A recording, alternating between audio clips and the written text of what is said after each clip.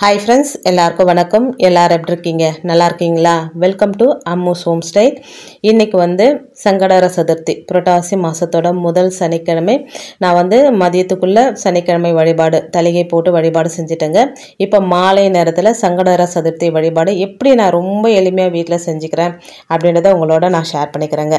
விநாயக பெருமானுக்குரிய சதுர்த்தி திதி தேய்பிரையில் வரும்போது அதை நம்ம சங்கடஹர சதுர்த்தி அப்படின்னு கொண்டாடுறோம். சங்கடஹர சதுர்த்தியில் விரதம் இருந்து விநாயகரை வழிபட்டா எப்படிப்பட்ட துன்பமும் தடைகளும் நீங்கி நன்மைகள் கிடைக்கும் அப்படின்றது நம்பிக்கைங்க. இதனால அதிகமானவங்க சங்கடஹர சதுர்த்தியில விரதம் கடைபிடிக்கிறது உண்டுங்க. இந்த வருஷம் செப்டம்பர் மாதம் சங்கடஹர சதுர்த்தி ரொம்ப தனி சிறப்பு வாய்ந்ததுங்க.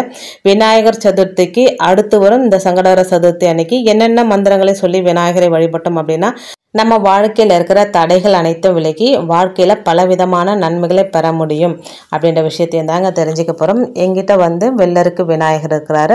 அதை எடுத்து சுத்தமாக மஞ்சள் பூசிட்டு மஞ்சள் குங்குமம் வச்சுட்டு அருகம்புல் ஒன்று வச்சுட்டு பூ ஒன்று வச்சுட்டு அழகாக அந்த மேடையில் உட்கார வச்சுருக்கேங்க. நைவேத்தியமாக இன்றைக்கி அவல் பொரி கடலை வெல்லம் தான் வச்சுருக்கிறேன்.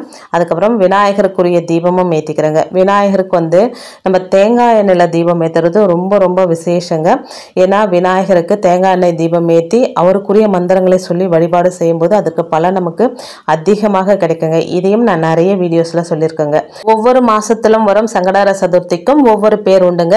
அப்படி செப்டம்பர் மாதம், அதாவது புரட்டாசி மாத தேய்பிரையில் வரும் சங்கடஹர சதுர்த்திக்கு விக்னராஜ சங்கடஹர சதுர்த்தி அப்படின்னு பேருங்க. இது வாழ்க்கையில் இருக்கக்கூடிய அனைத்து விதமான தடைகள் துன்பங்கள் அனைத்தையும் தவிடுபொடியாக்கி அளவில்லாத நன்மைகளை வழங்கக்கூடிய சங்கடஹர சதுர்த்தி நாள் அப்படின்னு சொல்லலாங்க.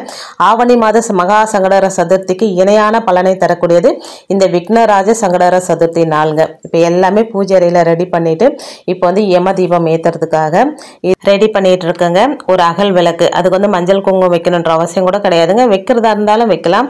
நல்லெண்ணெய் தான் கண்டிப்பாக விடணுங்க. ஒரு திரி கொஞ்சம் நல்லா கனமாக போட்டுக்கணுங்க. இந்த தீபத்தை ஏதாவது ஒரு பொருள் மேலே ஹைட்டாக ஒரு கல் வைக்கலாம், ஒரு அட்டை பாக்ஸ் வைக்கலாம். நான் சின்னதாக ஒரு அட்டை பாக்ஸ் வச்சு அதுக்கு மேலே இந்த தீபம் ஏற்றுறதுக்கு, இந்த தீபத்தை எப்படி ஏற்றணும் அப்படின்னா தீபத்துக்கு பின்னாடி இருந்துதாங்க இந்த தீபத்தை ஏற்றணும். பின்னாடி இருந்து ஏற்றிட்டு அதுக்கு முன்னாடி அது யாரெல்லாம் ஏற்றக்கூடாது அப்படின்னா மாசமாக இருக்கிறவங்க, உடம்பு சரியில்லாமல் இருக்கிறவங்க இந்த தீபத்தை ஏற்றக்கூடாது. நல்ல மனநிலைமையில் இருக்கிறவங்க, உடம்பு நல்லா இருக்கிறவங்க இந்த தீபத்தை ஏற்றணும். தீபத்தை பின்னாடி சைட்லேருந்து ஏற்றிட்டு யம தர்மராஜன் கிட்ட என்னுடைய அம்மா வழி முன்னோர்களும் சரி, என்னுடைய மாமியார் வழி முன்னோர்களும் சரி நல்லபடியாக ஆத்ம திருப்தியோட சந்தோஷமாக அவங்களுக்கு மோட்சம் கிடைக்கணும் அப்படின்னு யம தர்மராஜா கிட்ட நம்மளுடைய வேண்டுதலை வச்சுக்கலாங்க. ஒரு 5 நிமிஷம் யம தர்மராஜாவோட ஸ்லோகம் இருக்குது, தெரிஞ்சால் சொல்லலாம். இல்லைனா ஓம் யம தர்மராஜாவே நமக அப்படின்ற மந்திரத்தை ஒரு 5 தரம் 7 தரம் 9 தரம் சொல்லிட்டு அப்படியே நம்ம வந்துடலாங்க. இந்த விளக்கு அணைஞ்சிடுச்சுன்னா மறுபடியும் போய் ஏற்றணுன்ற அவசியம் கிடையாதுங்க. ஃபுல்லாக எரிஞ்சாலும் சரி இல்லை பாதியிலே அணிஞ்சாலும் சரி அதை அப்படியே விட்டுடுங்க. மறுநாள் காலையில் இதை அப்படியே ஒரு கவரில் போட்டுட்டு கால்படாத இடத்துல போட்டுடணுங்க. அவ்வளோதாங்க. இந்த தீபத்துக்கு அத்தனை ஒரு சக்தி இருக்குங்க. இந்த தீப ஒளியில தான் நம்மளுடைய முன்னோர்கள் மோட்சத்தை அடைவாங்க அப்படின்றதும் ஒரு நம்பிக்கைங்க. வருஷத்தில் 2 தரம் நம்ம இந்த யம தீபம் ஏற்றுவோம். ஒன்று இந்த புரட்டாசி மாதத்தில் வர இந்த மகாபரணி, அடுத்து தீபாவளிக்கு முன்னாடி வர மகாபரணி. 2 பரணியிலும் இந்த யம தீபம் ஏற்றுறது நம்ம முன்னோர்களுக்கு ஆத்ம சாந்தியும் ஆத்ம திருப்தியும் நமக்கு கொடுக்குங்க. முன்னோர்களுடைய ஆசீர்வாதமும் நமக்கு கிடைக்குங்க. நான் ஏற்றி வச்சுட்டு இப்போ கீழே இறங்கி வந்துட்டு இப்போ பூஜை அறையில் என்னுடைய பூஜையை நான் ஸ்டார்ட் பண்ணுறேங்க. எப்பவுமே யம தீபம் ஏற்றிட்டு முன்னோர்களை வழிபாடு செஞ்சுட்டு அதுக்கப்புறம் தாங்க இந்த மகாலயபட்ச காலத்தில் நம்ம தெய்வ வழிபாட்டை விட முன்னோர்கள் வழிபாட்டுக்கு தான் நம்ம முக்கியத்துவம் கொடுக்கணும். இதையும் நான் நிறைய வீடியோஸில் சொல்லியிருக்கேங்க. இந்த 15 நாளுமே முன்னோர்களை நினைத்து தான் நம்ம வழிபாடு செஞ்சிட்டோம். அவங்களுக்கு முன்னுரிமை கொடுத்துட்டு அப்புறம் தான் நம்மளுடைய தெய்வங்களே நம்ம வழிபாடு செய்யணுங்க. இப்போ மோட்ச தீபம், மகாபரணி தீபம், யம தீபம் எப்படி வேணால் சொல்லலாங்க. அந்த தீபம் ஏற்றிட்டு அதுக்கப்புறம் பூஜை அறையில் எல்லா தீபங்களையும் ஏற்றிட்டு விநாயகருக்குரிய தீபம் ஏற்றிட்டு விநாயகருக்குரிய மந்திரங்களை சொல்லி நம்ம வழிபாடு செய்யணுங்க. புரட்டாசி முதல் சனிக்கிழமையோடு இந்த சங்கடஹர சதுர்த்தி வரதுனால ரொம்ப சிறப்பு பெற்றதாக சொல்லப்படுதுங்க. இந்த நாளில் நம்ம விரதம் இருந்து விநாயகரை உண்மையான பக்தியோடு வழிபடுறதுனால அவங்களுக்கு விநாயகர் பெருமான் செல்வ வளம், ஞானம், துன்பம் மற்றும் தடைகள் இல்லாத வாழ்க்கையை தருவார் அப்படின்றத நம்பிக்கைங்க. அனைத்து விதமான பிரச்சனைகள், பயங்கள் இதெல்லாம் போக்கி அமைதியையும் நிம்மதியையும் தரக்கூடிய அற்புதமான நாள் இந்த நாளுங்க. இந்த நாளில் விநாயகரோட முழுமையான அருளை பெறுவதற்கு 7 சக்தி வாய்ந்த மந்திரங்களை சொல்லி வழிபடுறது ரொம்ப ரொம்ப சிறப்பானதுங்க. முதல் மந்திரம் வந்து ஓம் கணேசாய நமக. இந்த மந்திரத்தை தொடர்ந்து 108 முறை சொல்லிட்டு வந்தோம். அனைத்து விதமான பயம், கவலைகள், மனக்குழப்பங்கள் இதெல்லாமே நமக்கு நீங்குங்க. தடைகள், மன அழுத்தங்கள் இதெல்லாம் நீங்கி மனசை ஒரு நிலப்பட வைக்கும் ஆற்றல் மிக்குதுங்க. இந்த மந்திரத்தை தொடர்ந்து தினமுமே சொல்லிட்டு வரலாங்க. இந்த மாதிரி சொல்றதுனால மனம் அமைதி அடையுங்க. ஆன்மீக வளர்ச்சி, வெற்றி இதெல்லாம் தரக்கூடியதுங்க. அடுத்து வந்து விக்னேஸ்வராய நமக. இந்த மந்திரத்தை தொடர்ந்து சொல்லிட்டு வந்தோம் அப்படின்னா பண வரவுல இருக்கக்கூடிய தடைகள் விலகுங்க. இந்த சக்தி வாய்ந்த மந்திரம் செல்வ வளம், நேர்மறை ஆற்றல்கள், நிறைவான மிகுதியான நன்மைகளை ஈர்க்கக்கூடியதுங்க. இந்த மந்திரத்தை சூரிய உதய நேரத்தின் போதும் சூரிய அஸ்தமன நேரத்திலும் சொல்றது ரொம்ப நிலைத்தன்மை, பலம் ஆகியவற்றை தருங்க.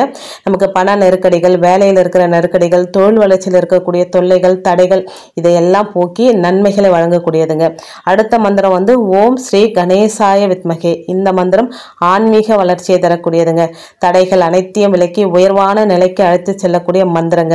அடுத்த மந்திரம் வந்து ஓம் ஏகதந்தாய வித்மகே. இந்த மந்திரம் தீய சக்திகளிடமிருந்து, எதிர்மறை ஆற்றல்களிலிருந்தும் விடுவிக்கக்கூடியதுங்க. எதிரி தொல்லை, பில்லி, சூனியம், ஏவல் இதெல்லாம் இருந்து நம்மை காக்கக்கூடிய மந்திரங்க. இந்த மந்திரத்தை தினமுமே 21 முறை சொல்லிட்டு வந்தா குடும்பத்துல ஒற்றுமை, ஆரோக்கியம், மகிழ்ச்சி இதெல்லாமே ஏற்படுங்க. நேர்மறை ஆற்றலை ஈர்க்கும் தன்மை இந்த மந்திரத்துக்கு உண்டுங்க.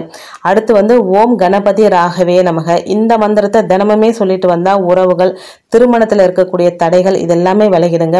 அன்பு, புரிதல், ஒற்றுமை, பிரிந்தவர்களை ஒன்று சேர்க்கும் ஆற்றல் இந்த மந்திரத்துக்கு உண்டுங்க. இந்த மந்திரத்தை தினமுமே 108 முறை சொல்லிட்டு வந்தா ஒற்றுமை, பக்தி, உறவுகள் பலப்படுதல், அன்பு, புரிதலை வந்து அதிகரிக்க செய்யுங்க. அடுத்து வந்தது ஓம் ஸ்ரீ வக்ரதுண்ட மகாகாய நமக. இந்த மந்திரம் வந்து உடல் ஆரோக்கியத்தில் இருக்கக்கூடிய தடைகளை நீக்கி ஆரோக்கியம், உடல் மற்றும் பலம் மற்றும் மன பலத்தை தரக்கூடிய மந்திரங்க. நாள்பட்ட நோய்களை குணப்படுத்தி நோய் எதிர்ப்பு சக்தியை அதிகரிக்க செய்யுங்க. தினமுமே 21 முறை இந்த மந்திரத்தை சொல்லிட்டு வந்தா மன அழுத்தம், கவலைகள், தடுமாற்றங்கள் இதெல்லாமே குறையுங்க. அடுத்து 7வது சக்தி வாய்ந்த மந்திரம் ஓம் ஸ்ரீ கணேசாய நமக. இந்த மந்திரம் வந்து கல்வி மற்றும் வேலையில் இருக்கிற தடைகளை நீக்கக்கூடியதுங்க. அதோட அறிவு, திறமை, நம்பிக்கை இது எல்லாமே அதிகரிக்க செய்யுங்க.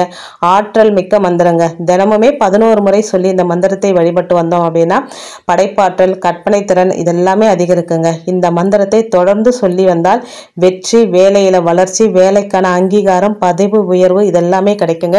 இந்த மந்திரங்களை எல்லாம் சங்கடஹர சதுர்த்தியில தான் சொல்லணும் அப்படின்ற அவசியம் இல்லைங்க.